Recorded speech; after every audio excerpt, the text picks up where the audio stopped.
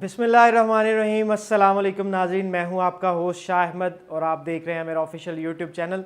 नाजरीन, दुनिया का मुश्किल तरीन काम है अपनी गलती को एक्सेप्ट करना या अपनी हार को तस्लीम करना।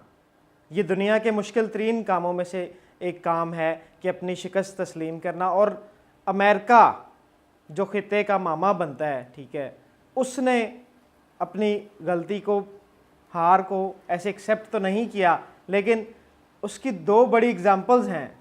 वो एग्ज़ाम्पल्स, एक तो ये कि आज से 20 साल पहले जब अमेरिका ने अफ़गानिस्तान के ऊपर हमला किया तो वो उसको बुरी तरह वहाँ से पिटाई हुई, उसकी बुरी तरह से वहाँ पे उसको मार पड़ी। ये सबसे बड़ी एग्ज़ाम्पल थी। और दूसरी एग्ज़ाम्पल नाज़रीन, जो आज का मेरा टॉपिक है, जो आपने थंबनेल के ऊपर देखा है, आज का मेरा टॉपिक ये है कि पहले अफ़गानिस्तान से मार खा के अमेरिका निकला और अब जो बाइडन ने ऐलान किया है कि वो इराक़ से भी अपनी फ़ौजें निकाल लेंगे, यानी कि अब दूसरी बार अपनी हार को तस्लीम करें। इससे कबल ओबामा ने भी किया था, लेकिन चंद फ़ौजी बच गए थे पीछे अमेरिका के इराक़ के अंदर, तो अपनी हार को तस्लीम किया। ये नाजरीन खबर मुझे आपके साथ डिस्कस करना थी, जो आपने थंबनेल के ऊपर पढ़ा। अभी मैं रिपीट कर रहा हूँ अपनी इस चीज़ को कि जो बाइडन ने कहा है कि हम वो जंगें नहीं लड़ेंगे जो कभी ख़त्म नहीं होने वाली, यानी कि ना ख़त्म होने वाली जंगों का हिस्सा अब अमेरिका नहीं बनेगा। तो नाज़रीन ये खबर, ये स्टेटमेंट अपनी दी है उन्होंने गुज़िश्ता रोज़, आज से 1-2 दिन कबल जो है मुलाकात हुई इराक़ी वज़ीर आज़म की, मुस्तफ़ा अल-काज़मी की, वाइट हाउस के अंदर जो बाइडन के साथ मुलाकात हुई। और उस मुलाकात के अंदर ये स्टेटमेंट दी जो बाइडन ने, उसने कहा कि अब हम जो है मज़ीद इस जंग का हिस्सा नहीं बनेंगे। हमारे जो सिपाही हैं, अमेरिकन फ़ौजी जो हैं इराक़ के अंदर मौजूद हैं, अब हम उनको निकालेंगे वहाँ से। नाज़रीन, अब मैं आपको पहले थोड़ी सी मैं हिस्ट्री बता दूँ इराक़ की और अमेरिका की कि ये इशू क्या था और क्यों। आप में से बहुत से लोग जानते भी होंगे, लेकिन कुछ नए लोग भी हैं जो नहीं जानते, तो उनको मैं बताता चलूँ। इराक़ वॉर स्टार्ट हुई 2003 में, यानी कि आज से 18 साल पहले इराक़ वॉर स्टार्ट हुई। जॉर्ज डब्ल्यू बुश ने अटैक किया इराक़ के ऊपर, जिसमें टोनी ब्लेयर भी शामिल थे, बरतानवी जो वज़ीर आज़म हैं। इन दोनों ने मिलकर इराक़ के ऊपर अटैक किया। इन्होंने वजह क्या बनाई उस अटैक की? वैसे तो इनको बहाना ही चाहिए होता है, जैसे अफ़गानिस्तान के अंदर इन्होंने हमला किया, इराक़ ईरान के पीछे पड़े हुए हैं, तो जितने भी इस्लामी ममालिक हैं वो इनके लिए दर्द सर बन जाते हैं। तो इन्होंने क्या किया, इन्होंने डिसाइड किया कि ये इराक़ पे अटैक करेंगे। रीज़न इन्होंने बनाई वेपन्स ऑफ मैस डिस्ट्रक्शन, यानी कि इन्होंने जवाज़ बनाया इस चीज़ को कि इराक़ के पास बेतहाशा बड़ी मिकदार में ऐसा असलहा मौजूद है जो कि बाकी दुनिया के लिए ख़तरे का बाइस बनेगा। हालांकि ये ख़तरे का बाइस खुद हैं। आप हिस्ट्री गवाए, तारीख गवाए इस चीज़ की कि जहाँ भी जाते हैं वहाँ पे तबाही छोड़ के आते हैं और वहाँ से दुम दबा के निकल जाते हैं। रशिया, जो बड़ी बड़ी कंट्रीज़ हैं, जो पावरफुल कंट्रीज़ हैं, वो यही तो करती हैं ये छोटे ममालिक के साथ। तो यही सेम सिनेरियो अफ़गानिस्तान में हुआ और यही इराक़ के अंदर इन्होंने किया।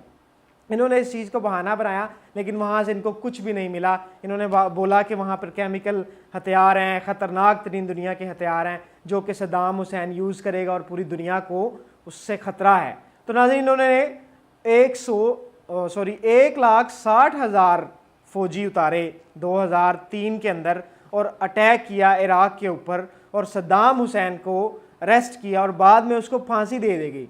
नाज़रीन, सद्दाम हुसैन को फांसी देने की खबरों से हवाले से आप ये भी जानते होंगे कि उसको फांसी इस वजह से दी गई कि 148 जो है उसने कत्ल किए थे अपने मुखालिफिन के, जो सियासी मुखालिफ थे उसके।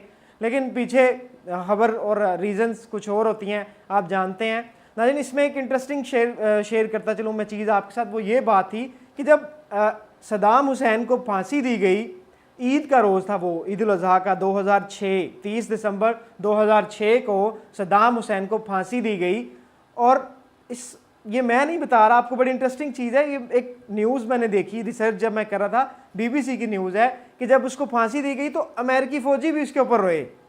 12 अमेरिकी फ़ौजी जिनका ताल्लुक 551 मिलिट्री पुलिस कंपनियों से था, ये 12 जो स्पेशल फोर्स के थे सिपाही, जिनको सद्दाम हुसैन के सिक्योरिटी पे लगाया गया जब वो आखिरी दिनों में अपनी ज़िंदगी गुजार रहे थे फांसी से पहले।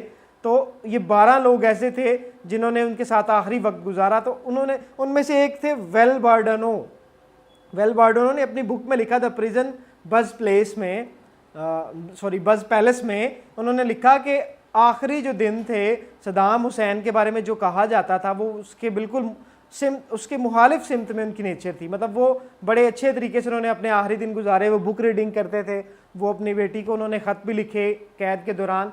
तो वो अपनी बुक में बताता है ये वेल बार्डोनो, उसने कहा कि वो जब उनको फांसी के लिए ले जाया गया तो वो 12 फौजी जो अमेरिका के थे वो उनके साथ उनकी सिक्योरिटी पे मामूर थे, वो बाकायदा तौर पे उनकी आंखें नम थी और वो रो रहे थे जब उसको फांसी के लिए ले जाया गया। तो नाज़रीन मैं टॉपिक से ज़रा हट गया था, मैंने कहा ज़रा इन्फॉर्मेशन ये इंटरेस्टिंग है आपसे शेयर करता चलूँ। एक तरफ फांसी देते हैं, दूसरी तरफ रोते हैं, ठीक है, एक तरफ हमले करते हैं, दूसरी तरफ भागते हैं, तो यही तो काम है इनका। तो नाज़रीन अपनी बात को आगे कंटिन्यू करता हूँ मैं।